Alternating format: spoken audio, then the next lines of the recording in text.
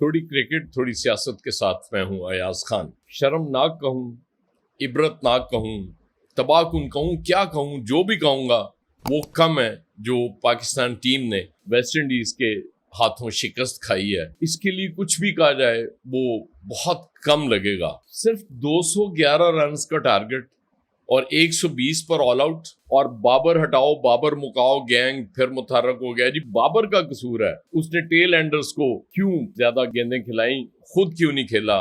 और ये भी कहा कि वो जीत सकता था मैच 3 विकेटों से। क्या कमाल बात है यार कि आपका टॉप ऑर्डर ओपनर्स 3-3 करें, सलमान आगा 0 पे आउट हो जाए, शान मसूद चलें, वो उसकी उंगली में फ्रैक्चर है, वो 8वें नंबर पे आया, वो भी 3 पे आउट हो गया, रिजवान 11 कर सका।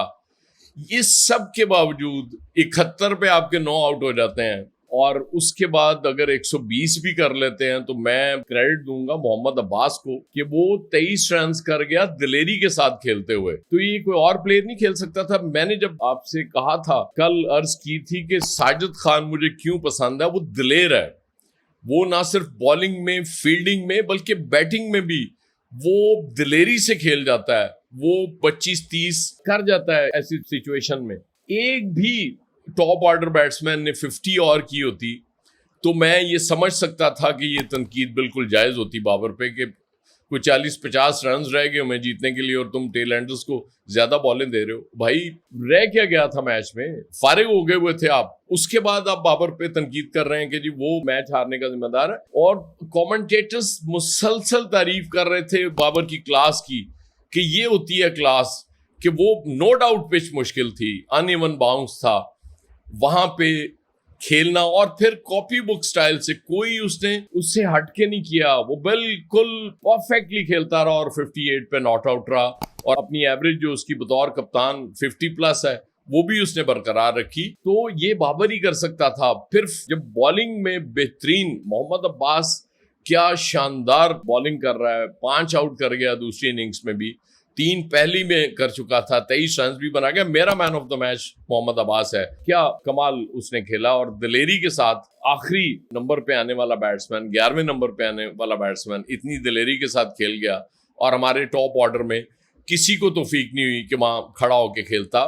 ये पाकिस्तान की मुसलसल 8वीं ओवरसीज शिकस्त है। 3 ऑस्ट्रेलिया से, 2 साउथ अफ्रीका से, 2 बांग्लादेश से, और बांग्लादेश से हम टर्निंग ट्रैक्स पे नहीं आ रहे, फास्ट पिचेस पे आ रहे हैं। फास्ट बॉलर्स से मार खाई वो टीम जो फास्ट बॉलर्स पैदा करने के हवाले से दुनिया की बेहतरीन टीम हुआ करती थी, आज उससे फास्ट बॉलिंग नहीं खेली जा रही। ये तो बाबर की कप्तानी थी कि हमारे बॉलर्स को उसने ठीक तब्दील किया, वक्त पे लेके आया, वो विकेटें लेते रहे और पाकिस्तान को मैच में रखा। पहली इनिंग्स में लीड सिर्फ 29 रन की थी, लेकिन वो बहुत बड़ी लीड हो जाती है। और फिर दूसरी इनिंग में जो 61 रन की पार्टनरशिप हुई है जाके 8वें नंबर पे वेस्ट इंडीज की, उसने मैच का पांसा पलट दिया। वो अंडर प्रेशर कर दिया पाकिस्तान को। लेकिन ये इतना स्कोर नहीं था कि 211 पाकिस्तान ना कर पाता। ये आराम से हो सकता था। कोई एक बैट्समैन तो ठहरता बाबर के साथ, कोई 50-60 की पार्टनरशिप तो करता, लेकिन नहीं, कोई बाकी 10 प्लेयर्स कुछ नहीं करेंगे। वो बिल्कुल नखिद साबित होंगे, लेकिन जिम्मेदार बाबर आजम होगा, क्योंकि जाहिर है, क्योंकि बाबर आजम पसंद नहीं है। बाबर आजम की हालत मुझे क्रिकेट में बिल्कुल इमरान खान जैसी लगती है कि वो उसकी मुखालफत या हिमायत से ही सारा लोगों का सिलसिला चल रहा होता है, उनका रोजगार चल रहा होता है। इसलिए जो मुखालफत करते हैं वो अल्टीमेट कर रहे होते हैं, और हिमायत जो करते हैं वो अल्टीमेट कर रहे होते हैं। इसी तरह से ये सिलसिला चलता रहेगा, और उनका ज़ाहिर है दिहाड़ी लगती रहती है इस मामले में। लेकिन बाबर का कसूर नहीं है। आपने इतनी फजूल बैटिंग जब कर रहे हो हमारे बैट्समैन, तो फिर उसके बाद उसके रिजल्ट चाहिए होते हैं। अब अगले मैच में जो 2 अगस्त से शुरू होने जा रहा है, उसमें 3 तब्दीलियां तो बहुत जरूरी हैं। मुझे नहीं पता, क्योंकि टीम की सिलेक्शन में तो बाबर का कोई रोल नहीं था। अब टूर सिलेक्शन कमेटी में बाबर का कितना रोल है एज कप्तान, ये मैं नहीं जानता। लेकिन जो भी ये फैसले कर रहे हैं, उन्हें 3 तब्दीलियां तो कम से कम नेक्स्ट मैच में करनी पड़ेंगी। शान मसूद तो ऑब्वियसली जाहिर अनफिट है, वो नहीं खेल सकेंगे। अब्दुल्ला शफीक आ जाएंगे। उसके बाद रिजवान परफॉर्म नहीं कर पा रहे, वो कॉन्फिडेंस लूज कर चुके हुए हैं। उनकी जगह गाजी गौरी अगर मौजूद है टीम में तो उनको बिल्कुल खिलाना चाहिए एज विकेट कीपिंग बैट्समैन, वो उनका आना बनता है। और उसके बाद साजिद खान बहुत ज़रूरी है। अली उस्मान की जगह ठीक है, वो यंगस्टर है, उसको आपने कॉन्फिडेंस देना है, उसको खिलाना भी है, अभी बहुत टाइम पड़ा हुआ है, कोई टर्निंग ट्रैक आएगा वहाँ उसको बिल्कुल आप यूज़ करें। लेकिन साजिद खान जैसा प्लेयर टीम में होना उसके लिए बहुत ज़रूरी है। और ये कोई वजह नहीं है कि पाकिस्तान नेक्स्ट मैच जीत के ये सीरीज बराबर नहीं कर सकता। ये एक मौका था पाकिस्तान के पास कि ये मैच जीत जाता। ब्रायन लारा स्टेडियम में पहली बार टेस्ट हो रहा था और वो टीम जिसकी वाहिद सेंचुरी उसका बैट्समैन करता है शान मसूद, वो भी ये टेस्ट हार जाती है। ये बड़ी अफसोसनाक बात है। उन्होंने वेस्ट इंडीज बतौर टीम खेली, उन्होंने सबने थोड़ा थोड़ा स्कोर किया, 50s भी की, दूसरी इनिंग्स में नहीं कर सके, तो इतना स्कोर जरूर कर गए, उनके टेल एंडर्स आके कर गए कि टीम को वो जितवाने की पोजीशन में ले आए। हालांकि 211 इतने रन्स नहीं थे कि वो ना किए जा सकते। अब इस्तदलाल ये है कि जी 7 विकेटें गिरने के बावजूद मैच जीत सकता था बाबर।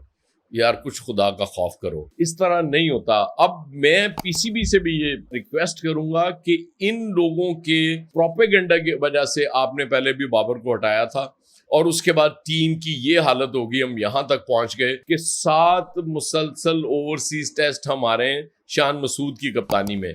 और ये पहला टेस्ट था जो बाबर का कमबैक है, लेकिन वो बड़ा अफसोसनाक है कि वो पहला टेस्ट हार गए वेस्ट इंडीज से। लेकिन अगला टेस्ट बिल्कुल जीता जा सकता है। टीम को इसका मोराल दोबारा बुलंद करना होगा। बाबर को अलबत्ता बहुत हौसला मिला होगा, कॉन्फिडेंस बहाल हुआ होगा। बाबर अभी तक वेस्ट इंडीज के खिलाफ सेंचुरी नहीं कर सके, 50s उन्होंने बिल्कुल की हैं और कल भी बड़ी शानदार 50 की है, लेकिन बाबर को अब बिल्कुल सेंचुरी करनी चाहिए। मुझे याद है रात एक दोस्त ने अमेरिका से, सैफ ने कहा था कि पाकिस्तान 100 रन से हारेगा। उस वक्त अभी 5 आउट थे हमारे, चले 100 के करीब ही, 90 रन से हार गया पाकिस्तान। ये भी 100 के करीब ही है, उससे कोई ज्यादा फर्क नहीं पड़ा। और लोगों को आप देखें, हैरत वाली बात है, जब मैंने कल ये कहा कि पाकिस्तान की जगह कोई भी टीम होती तो मैं आराम से ये पेशगोई कर देता कि ये मैच जीत जाएगी वो टीम, लेकिन चूंकि मुझे भी इसीलिए मैं भी डाउटफुल था कि पाकिस्तानी बैटिंग है, इसको लड़खड़ाते हुए टाइम नहीं लगता। यही टीम हुआ करती थी जो मुश्किल तरीन हालात में भी पार्टनरशिप्स लगती थी और ये मैच जीत जाती थी, या जीतने की पोजीशन में कम से कम जरूर ले आया करती थी। लेकिन अब हालत ये हो गई है कि बिल्कुल मोरल डाउन हुआ है, किसी बैट्समैन में कॉन्फिडेंस ही नहीं है कि वो पिच पे खड़ा हो जाए। कोई एक या 2 टॉप ऑर्डर में खड़े हो जाते, जिस तरह पहली इनिंग्स में 2 अच्छी पार्टनरशिप्स लगी थी, उस तरह की कोई एक पार्टनरशिप भी लग जाती, आखिरी विकेट पे जाके 49 रन्स की पार्टनरशिप होती है मोहम्मद अब्बास और बाबर में, और उससे पहले हमें कोई नजर ही नहीं आता। मतलब आपके 8 बैट्समैन 5 स्कोर ना कर सकें और फिर आप कहें जी कि वो मैच कैसे नहीं जीता हमने और बाबर उसमें कसूरवार है। यार खुदा के लिए बस कर दो, टीम के बारे में सोचो, पाकिस्तान के बारे में सोचो। सिर्फ बाबर की नफरत में इतना आगे ना चले जाओ कि फिर पीसीबी को प्रेशराइज करो कि जी बाबर को किसी तरीके से हटाया जाए। बाबर जैसा वर्ल्ड क्लास प्लेयर, मैं बार बार कहता हूं कि बड़ी किस्मत से मिलता है किसी भी टीम को, और उस प्लेयर की बैकिंग बहुत जरूरी होती है कि उसको आप बैक करें ताकि वो दोबारा उन बुलंदियों पे जाके टीम को लेके जा सके जो कहीं खो गई हैं। तो इसलिए मुझे पूरी उम्मीद है अगर फैसले ठीक हो गए, टीम सिलेक्शन नेक्स्ट मैच में ठीक हो गई। सलमान आगा पे भी बहुत तनकीद हो रही है, वो स्कोर नहीं कर पा रहे, लेकिन still I go with Salman Agha. वो कभी भी परफॉर्म कर सकते हैं, वो कम बैक कर सकते हैं। कॉन्फिडेंस उनका भी लूज हुआ है, वो भी ज़ाहिर है पीसीबी की जिम्मेदारी थी कि उनको T20 का कप्तान बना दिया। जो फॉर्मेट उनकी समझ में नहीं आता उसकी कप्तानी दे के उनके साथ ज्यादती की गई थी।